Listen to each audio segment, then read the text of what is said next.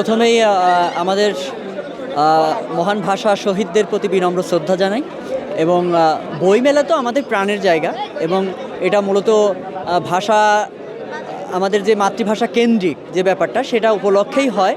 আর প্রত্যেক বছরই বইমেলার যে একটা উপভোগ্য বিষয় থাকে, লেখক পাঠকের সমন্বয়ের একটা সংমিশ্রণের একটা জায়গা থাকে, মানে মত বিনিময়ের একটা ব্যাপার থাকে।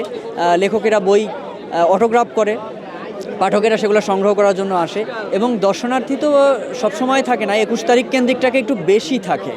যেমন আজকে আমরা মোটামুটি 5টার আগ পর্যন্ত একটু কম দেখেছি, এখন বেশি দেখতে পাচ্ছি এবং বিশেষ করে অফ ডেগুলোতেই বেশি থাকে, ছুটির দিনগুলোতে, এবং 21 তারিখ উপলক্ষে সবচেয়ে বেশি সবসময়ই থাকে এবং এই পাঠকেরা আসে বেছে বেছে বই কেনে, নিজেদের পছন্দ মতো নিজেদের পছন্দের রাইটারদের বই কেনে, এভাবেই আসলে এটা আমার মনে হয় কি যে এটা তো আমাদেরই অর্জন।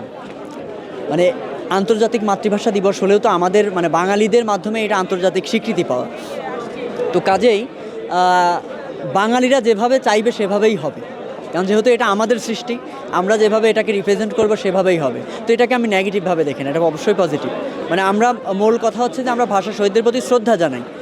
তো সেই শ্রদ্ধা জানানোর যে ব্যাপারটা সেটা হচ্ছে আত্মিক ব্যাপার, আমাদের হৃদয় থেকে, সেটা যে ধরনেই জানাই না কেন, শহীদদের প্রতি শ্রদ্ধা জানানোটাই মূল উপলক্ষ্য আর কি। আসলে এটা অবশ্যই শহীদদের অবমাননা, যেহেতু একটা স্মৃতি স্তম্ভ করা হচ্ছে তাদের স্মরণে, এবং এটা অবশ্যই আমি কর্তৃপক্ষকে দৃষ্টি আকর্ষণ করব যেন এটা সারা বছর, যেমন আমরা 21 তারিখকে কেন্দ্র করে এটাকে আমরা সাজানো গোছানো রাখি, আমার কথা সাজানো গোছানো না থাকুক, কিন্তু সারা বছর যেন এটা ভালোভাবে সংরক্ষিত থাকে এবং সেখানে যেন মানে বহিরাগতরা প্রবেশ না করতে পারে, সেটা সংরক্ষিত থাকার জন্য যা যা প্রয়োজন সেটা গ্রহণ করা, মানে সেই উদ্যোগ গ্রহণ করা উচিত বলে আমি মনে করি।